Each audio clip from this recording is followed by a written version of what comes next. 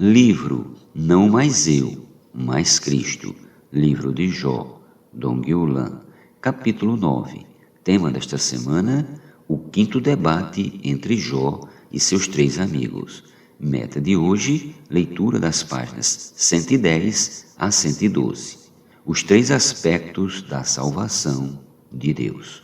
De acordo com a segunda epístola aos Coríntios, a plena salvação de Deus envolve 3 aspectos: a salvação do corpo, da alma e do espírito. O capítulo 1, versículo 10 diz: o qual nos livrou e nos livrará de tão grande morte, em quem temos esperado que ainda continuará a livrar-nos.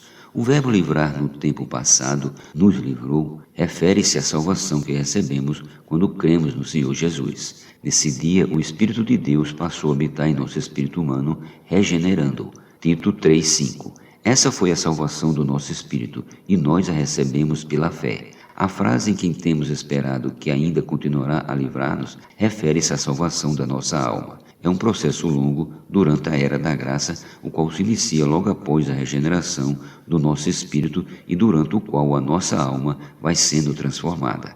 Em Mateus capítulo 16, versículos do 24 ao 25, o Senhor Jesus diz: se alguém quer vir após mim, a si mesmo se negue, toma a sua cruz e siga-me. Pois quem quiser salvar a sua vida da alma, perdê-la-á, mas quem perder a sua vida da alma por minha causa, achá-la-á. A palavra vida nesse versículo é psique, que no original grego significa alma. Negar o nosso ego faz-nos sofrer. Por isso, em todas as circunstâncias nas quais nosso ego é exposto, procuramos justificar-nos, argumentar a nosso favor, a fim de poupar nossa vida da alma e não sofrermos. Contudo, o sofrimento é fundamental para negarmos a nossa vida da alma. E o ambiente apropriado para sermos restringidos em nosso ego é no corpo, no convívio com os irmãos, na vida da igreja.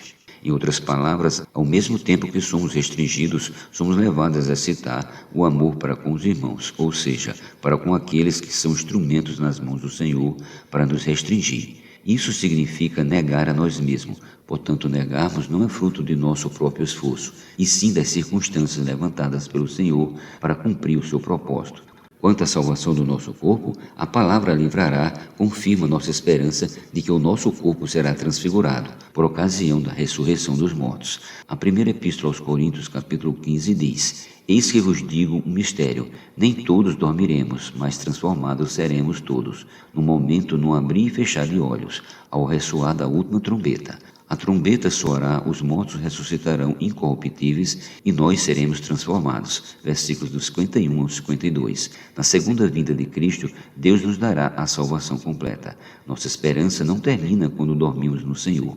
1 Tessalonicenses 4,14. A morte será tragada pela vitória, e Deus nos deu essa vitória por intermédio de nosso Senhor Jesus Cristo. 1 Coríntios capítulo 15, versículos 54 e 57. Graças a Deus, não estamos na mesma condição de Jó, que dizia ir para a morte e dali para o pó, sem esperança alguma, pois ele não conhecia o Senhor Jesus. Nós, porém, somos pessoas cheias de esperança. Aleluia! Temos em nosso interior uma pessoa que nos capacita a prosseguir até aquele dia, quando a esperança se consumará. Cristo em vós, a esperança da glória. Colossenses 1:27. Bildade, o suíta, continua a repreender a Jó.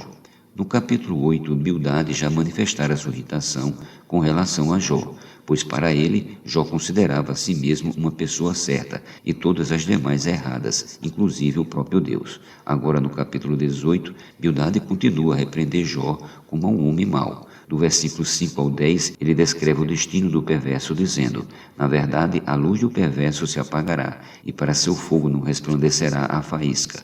A luz se escurecerá nas suas tendas, e a sua lâmpada sobre ele se apagará. Os seus passos fortes se estreitarão, e a sua própria trama o derribará. Porque por seus próprios pés é lançado na rede, e andará na boca de foz. A armadilha o apanhará pelo calcanhar, e o laço o prenderá. A corda está ali escondida na terra, e a armadilha na vereda.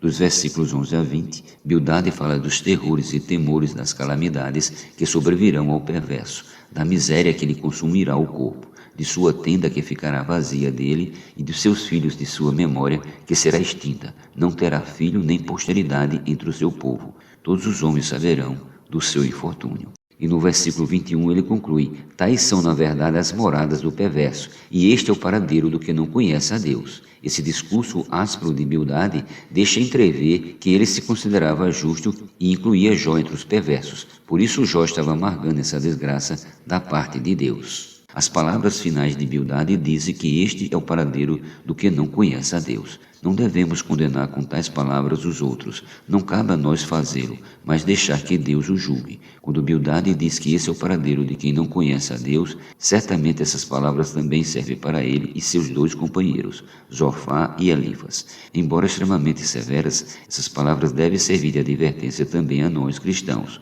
Por isso todos devemos ter um viver de justiça em nosso próprio lar, nas reuniões da igreja e de casa, nas conferências, em qualquer lugar onde estivermos. Graças ao Senhor, nós hoje conhecemos a Deus e por isso nunca teremos o paradeiro de quem não conhece a Deus.